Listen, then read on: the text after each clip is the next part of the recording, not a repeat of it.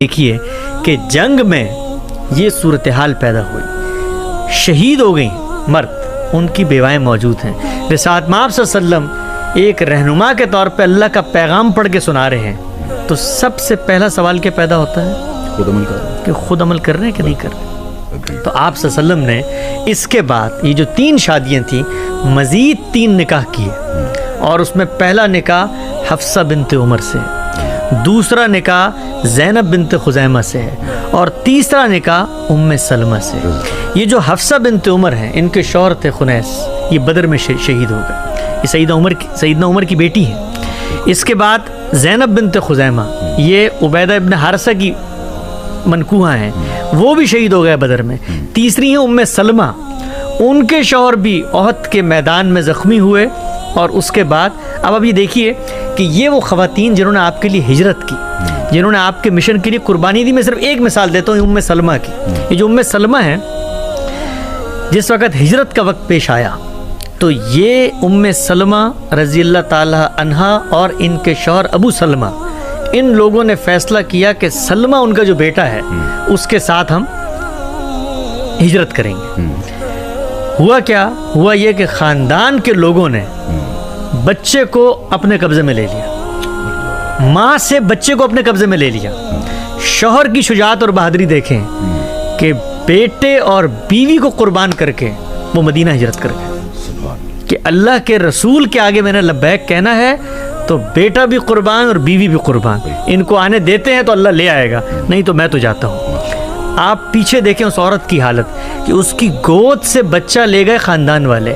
तारीख़ की किताबों में आता है कि 8-9 रोज़ तक आप बाल बिखराए रोती रहती थी गलियों में मक्के की कि मेरे साथ तुम लोगों ने क्या किया है। यहाँ तक कि उनके ख़ानदान वालों को, उन कुफ़ार को रहम आया कि हमने इस औरत पे क्या जुल्म कर दिया है। तो आप ये देखिए कि फिर जाकर उन्होंने बच्चा वापस किया और उस औरत को उस बच्चे समेत ऊँट पे बिठा दिया, और वो अकेली खातून मक्के से मदीने हिजरत कर रही है, अकेली खातून। तो वहाँ पर एक सहाबी उनको मिलते हैं, आप सोचें, एक सहाबी उनको मिलते हैं और वो कहते हैं कि ये बच्चा और ये औरत अकेली कहाँ जा रही हो? कि अल्लाह के रसूल के हुक्म पे हिजरत करने जा रही है। अल्लाहु अकबर। और अकेली सहरा है, 300-400 मील का मक्का और मदीना का डिस्टेंस है।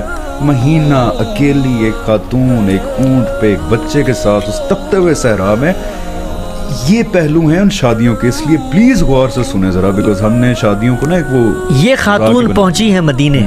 सोचें जरा, सेक्रीफाइस सोचें, यानी बच्चा किसी माँ से, आपका बच्चा है, मेरे बच्चे हैं, जरा तसव्वुर करें कि बच्चा माँ से छीन लिया जाए, शौहर सर पे ना हो, और इन बेआबू गया वादियों की तारीक घाटियों में आप एक ऊँट पे बच्चे के साथ अल्लाह के रसूल के मिशन के लिए कुर्बानी देने जा रही हों। ये वो ख़वातीन हैं कि इनके शौहर ओहद में रुखसत हो गए, तो रसूलुल्लाह सल्लल्लाहु अलैहि वसल्लम ने इस दर्जे कुर्बानी देने वाली ख़वातीन को क्या वो उठा के यतीम खाने में फेंक दें? उनको इज़्ज़त दी, उनको ये शर्फ दिया कि उनकी इस सदमे को कम कर सकें, उनकी ये दिलजोई की कि पैगंबर के घर पे आ सकें। तो ये आपके मिशन के तहत आपकी शादी है। कितनी शादियाँ हो गई? इससे मिसाल भी कायम की ताकि उस सब मानने वाले, ईमान वाले भी, जब आप सल्लल्लाहु अलैहि वसल्लम ने खुद एक मिसाल कायम की, तो फिर उन्होंने भी जौक दर जौक उन बेवाओं से शादी की और यतीमों का मसला हल हुआ। आप ये देखिए कि अच्छा, यहाँ पर भी ये सब शादीशुदा ख़वातीन हैं, इनके शौहर हैं, इनके बच्चे हैं जो रुखसत हुए हैं जंगों में, उनको आप घर पे लेकर आए। तो 3 आपकी वो इब्तदाई ज़िंदगी की शादियाँ हैं, वो तो बिल्कुल अलग हो गई। जो 8 बाद में हुई उनमें से 3 ये हैं, यानी ज़ैनब, 5 रह गई, हफ्सा और उम्मे सलमा रज़ी अल्लाह ताला। ठीक है, ये वो शादियाँ हैं, टोटल हो गई अब 6। अब आप ये